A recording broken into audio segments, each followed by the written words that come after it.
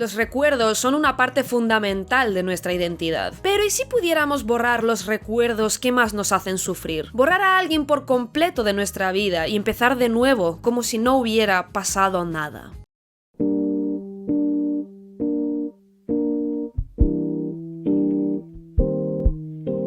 Con esta simple pregunta, el director Michel Gondry y el guionista Charlie Kaufman nos sumergen en un viaje surrealista de ciencia ficción que nos hace reflexionar sobre nuestra memoria y relaciones amorosas. Eso sí, el resultado final que vemos en pantalla y que todos amamos llegó, por desgracia, después de un poco de drama detrás de las cámaras. Desde un Jim Carrey frágil y bastante deprimido durante el rodaje hasta un Michel Gondry que acabó peleado con la mitad de la plantilla. Nos trajeron un clásico de culto y una de las mejores películas del siglo XXI a costa de su dolor, casi tanto dolor como el que nosotros sentimos al verla. Además de regalarnos este baile mega de mierda de Mark Ruffalo.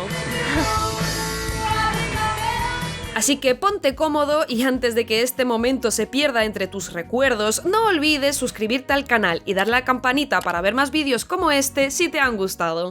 This is it, Joel. It's gonna be gone soon. I know. What do we do?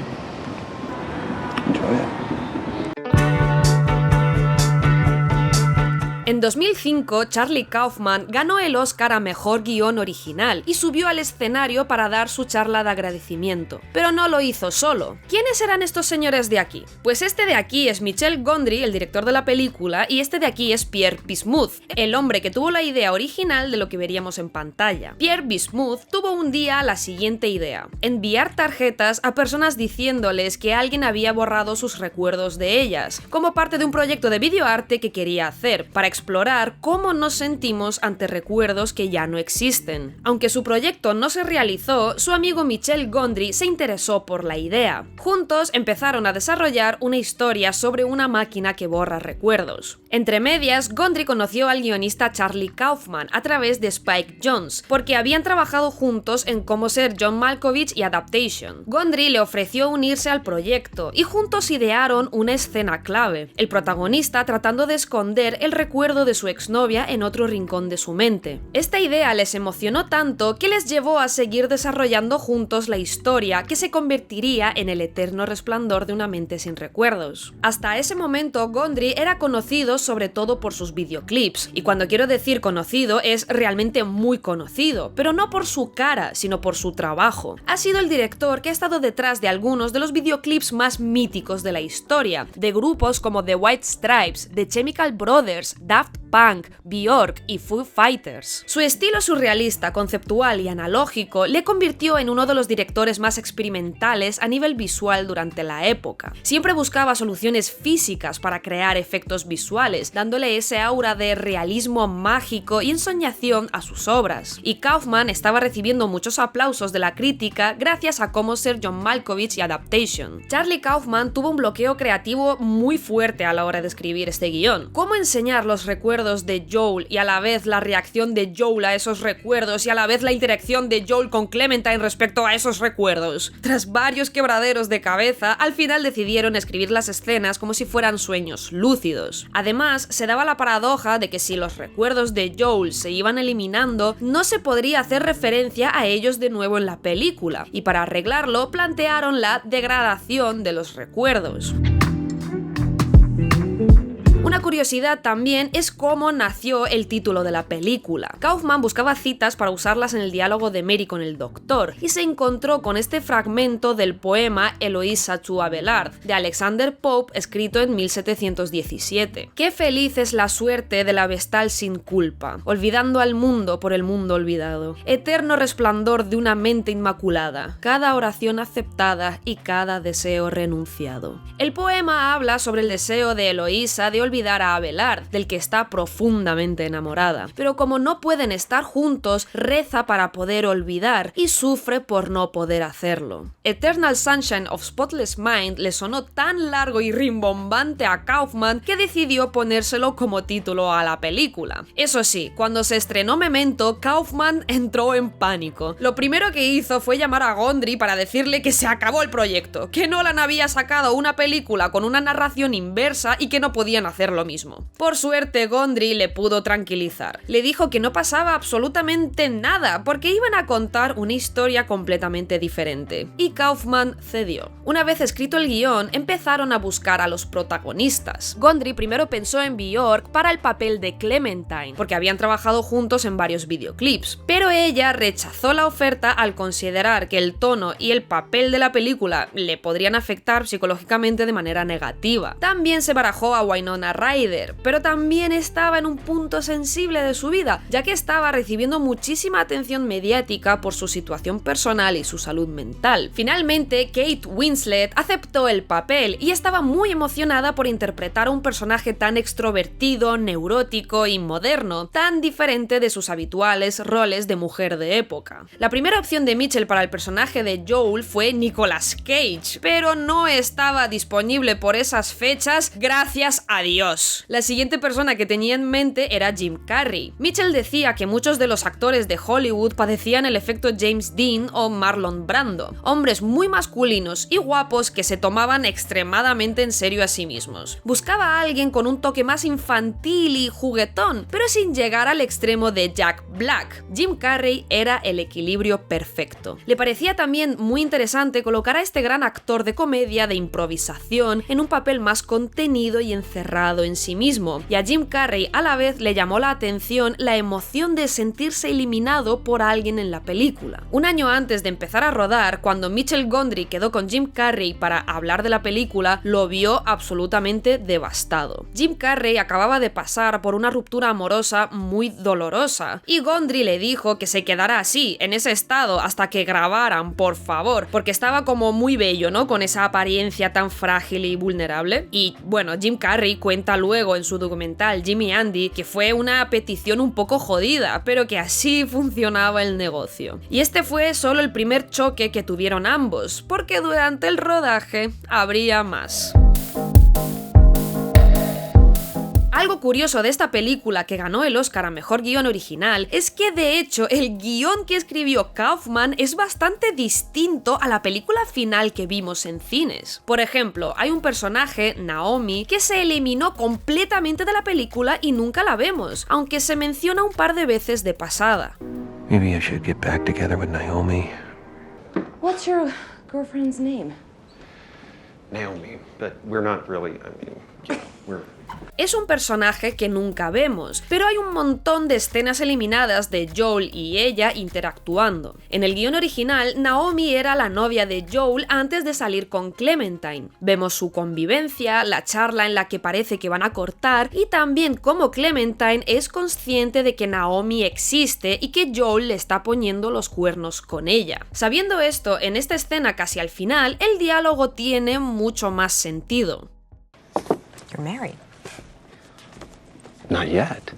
Not married. I'm not gonna tiptoe around your marriage or whatever it is you got going there. If you want to be with me, you're with me.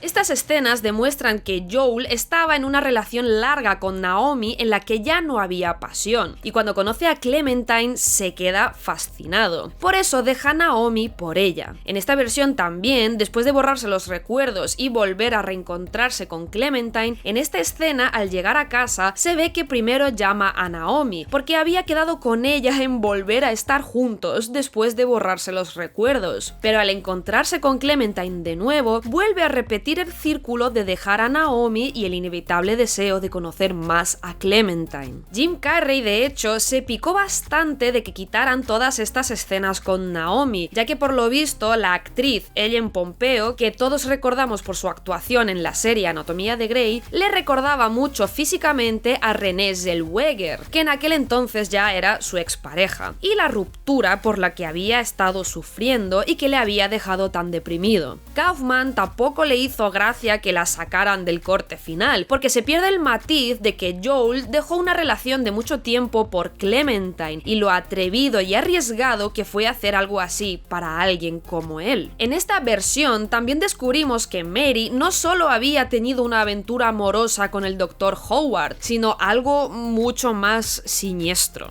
Then he said, I have to get him, an abortion. abortion. Y algo también curioso es que Michel Gondry durante todo el rodaje animó a todos los actores a improvisar las escenas como quisieran para darles algo de naturalidad. Y porque en el guión Kaufman se marcaba unos parrafazos pesadísimos que si se llegan a recitar tal cual estaban, la peli duraría 40 horas. Escenas como las de Kristen Dunst y Mark Ruffalo bailando y fumando porros durante el procedimiento, o esta escena que se ha convertido en la más mítica de la película, también fue improvisada. Kate Winslet aportó mucho a la película. Cuando leyó el guión por primera vez, aunque le gustó la idea, fue franca con el guionista y el director. Les dijo que los diálogos se hacían muy repetitivos, así que durante el rodaje, como tenía interiorizada la esencia del personaje, fue mucho más directa y sintética y consiguió darle mucho más corazón a sus escenas. Y yo, sinceramente, le doy las gracias, porque efectivamente, sí, este señor será un genio y lo que tú quieras, pero un genio muy puto pesado. Creo que todos somos bien conocedores que otra cosa no, pero es que se pone muy fácil en bucle este tío. Eso sí, Michel Gondry, al único que no le dejó improvisar absolutamente nada de la película, pero nada, fue a Jim Carrey, lo cual creó bastante tensión en el set. Michelle hablaba con Kate y los demás actores de manera apartada y les daba unas indicaciones, y luego hablaba a Jim por separado y le daba otras. Esto le sentó bastante mal porque su gran talento es la improvisación, y eso era justo lo que Gondry quería evitar a toda costa. Su personaje era introvertido, contenido, reprimido. Si Carrey se salía del papel, no tendríamos al Joel que vimos, frágil y vulnerable, pero para Jim fue un golpe duro en su ego, que al final tuvo que aprender a encajar. Y es que Michel Gondry no lo ponía fácil. Gran parte del rodaje fue muy experimental y caótico, y era difícil saber cuál iba a ser el resultado final, incluso para los propios actores. Jim Carrey cuenta que a lo largo del rodaje no escuchó ni una vez acción o corten, no sabía cuándo empezaban a grabar, cuándo terminaban o qué es lo que se estaba enfocando, lo cual provocó que tuvieran todavía más ese aspecto de totalmente perdido en la película, además de bastante ansiedad. Y oye, uno podría pensar que luego acabaron peleados de por vida o algo, ¿no?, entre tanta mini putadilla de Gondry a Carrey, pero años después volvieron a trabajar juntos en la serie Kidding, así que me imagino que no acabarían tan mal después de todo. Eso sí, quien se volvió loca fue la directora de fotografía, Ellen Kuras, a la cual Mitchell le pedía cosas casi imposibles, ¿no?, como por ejemplo no usar focos para iluminar a los personajes, ¿no?, y lo cual ella se quedaba a cuadros y decía, entonces ¿cómo carajo se va a ver nada? Y el primer montador de la película, de hecho, se fue de baja por un ataque de nervios y peleado con Mitchell, y tuvo que venir otro sustituto a terminar de montar la película.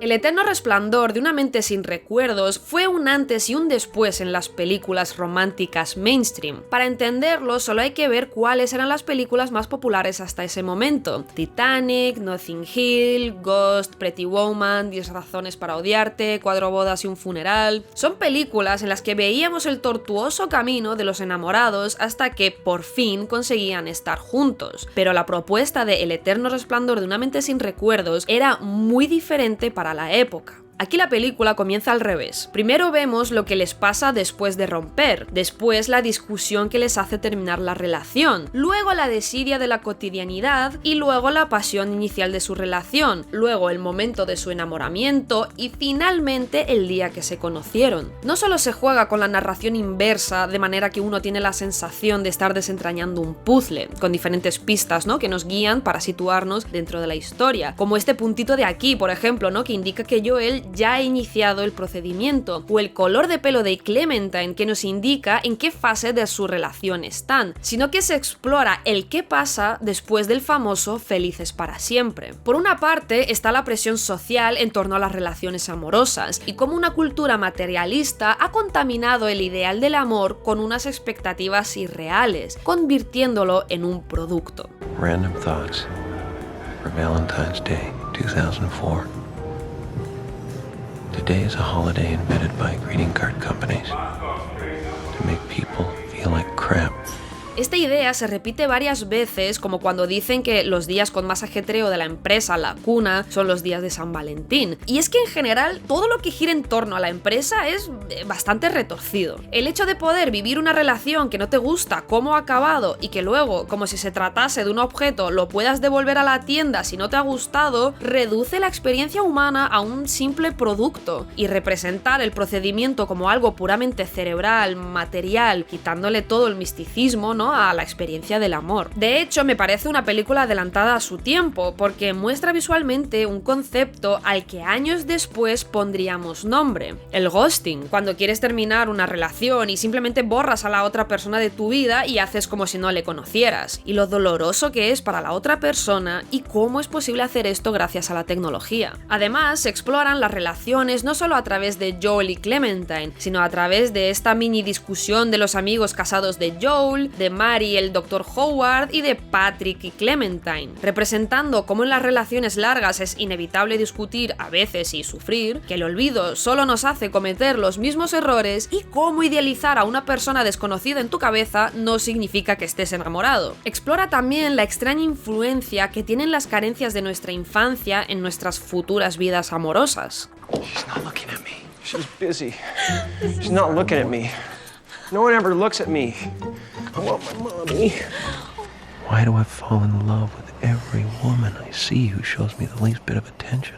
Por un lado, Mary romantiza la infancia. Dice que el Dr. Howard permite a la gente volver a nacer de nuevo, sin sufrimiento y en la ignorancia. It's beautiful.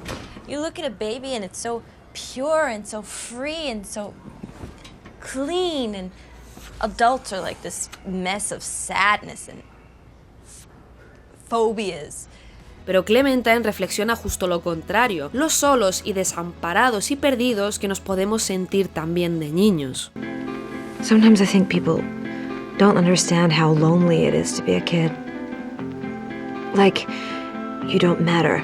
Y es que enamorarse también tiene un punto de volver a ser niños de nuevo. Jugamos, nos decimos bobadas, pedimos mimos y atención, y nuestras carencias más profundas y privadas inevitablemente salen a flote. Y cómo las relaciones amorosas pueden también ser terapéuticas para nuestras vulnerabilidades y sanar inseguridades. I'm so ashamed. It's okay. You were a little kid. That's where I lived. I wish I knew you when I was a kid. Habla también sobre los peligros de idealizar a nuestro interés romántico. Joel idealiza a Clementine, Mary idealiza a Dr. Howard y Patrick idealiza a Clementine. Joel puso unas expectativas extremadamente altas a Clementine sobre cómo debería ser o lo que debería aportar a su vida, pero al encontrarse con cómo es Clementine en realidad, nacieron la decepción y la frustración. Too many guys think I'm a concept, or I complete them, or I'm gonna make them alive. But I'm just a fucked up girl who's looking for my own peace of mind. Don't assign me yours. I still thought you were going to save my life, even after that. Clementine es problemática, escandalosa y una borrachuza, o sea, para nada mágica. Y Joel aprende al final que de hecho sí que la quiere tal y como es, que cosas que le irritaban de ella, como su impulsividad, de hecho son las cosas que hicieron que se enamorara de ella. En resumen, esta película abrió caminos muy interesantes a explorar en el mundo de las relaciones. Películas como Blue Valentine, Her, La La Land, Marriage Story, 500 días juntos, tienen esta nueva narrativa más realista y cruda sobre las relaciones románticas. Historias con las que los espectadores se pudieron sentir mucho más identificados. Y bueno, y hasta aquí el vídeo. Muchas gracias por llegar hasta aquí y, como siempre, hablemos en los comentarios. Un debate que siempre hay es el que si al final de la película acaban juntos o no, porque lo dejan bastante abierto a interpretación. Como curiosidad os diré que en la versión de Kaufman no acababan juntos ni de coña, ya que le parecía el final más realista. Sin embargo, Kate Winslet interpretaba que de hecho Joel y Clementine están hechos el uno para el otro, que simplemente tuvieron un bache y Clementine, como siempre, fue impulsiva de más y fue a la clínica sin sopesarlo demasiado. De hecho, mi pequeña teoría personal es que al final, cuando dice Meet me in Montauk, yo creo que desde la perspectiva de Clementine, cuando empezaría el borrado de los recuerdos, le pasaría igual que a Joel, ¿no? Y querría parar el procedimiento, también sin éxito. Pero como el recuerdo final es el sitio donde donde se conocieron, se dicen mutuamente de encontrarse justo ahí, ¿no? Ya que es lo último que recuerdan. Creo que tiene lógica, ¿no? En fin, ¿vosotros qué pensáis? Os leo en la caja de comentarios. ¡Chao!